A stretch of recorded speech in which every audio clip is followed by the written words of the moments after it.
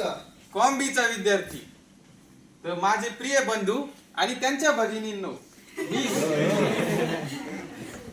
तर ठीक आहे माझ्या मित्रांनो आणि माझ्या मैत्रिणींनो मी ओंकार मुंगसे म्हणजेच पप्प्या ह्या ऍक्ट मध्ये पप्प्या बनलेला आहे आणि इथे जे बसतात ते माझे पप्पा आहे.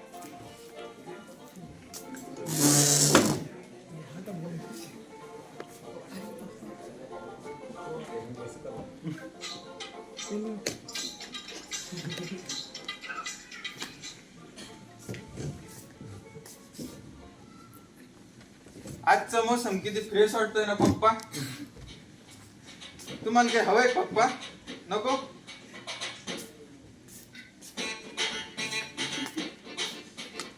पप्पा मला तुमच्याशी थोडं इम्पॉर्टंट बोलायचं होतं पप्पा. बोल की पप्प्या काय काम आहे बोल. हो का पप्पा मग डायरेक्टच बोलतो.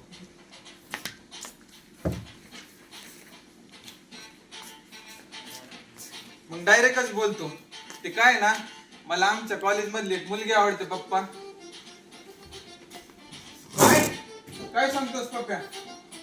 हो हो पप्पा आणि मी तिच्यावर लय प्रेम करतो पप्पा. हो का कोण आहे ती मुलगी? ती आहे आमच्याच क्लास मधली एक मुलगी आहे.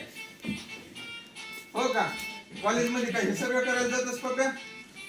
नाही हो पप्पा पण तिला बघितलं की माझं काळीच असं खालीवर करतं पप्पा. तिला बघितलं की सारे जग असं थांबल्याने वाटतं पप्पा.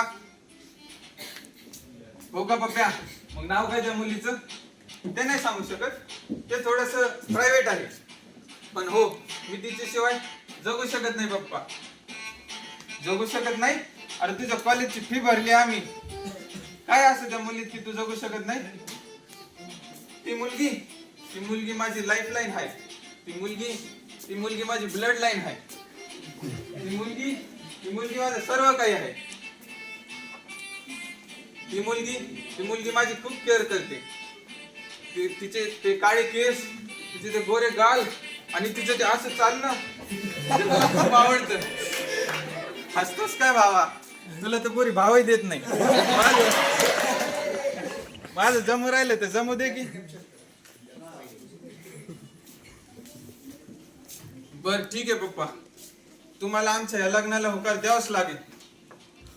आणि नाही दिलं तर काय करशील? नाही दिलं तर मी घर सोडून जाईन पप्पा. ओके जा मग. आई समजव तू तरी समजव पप्पांना.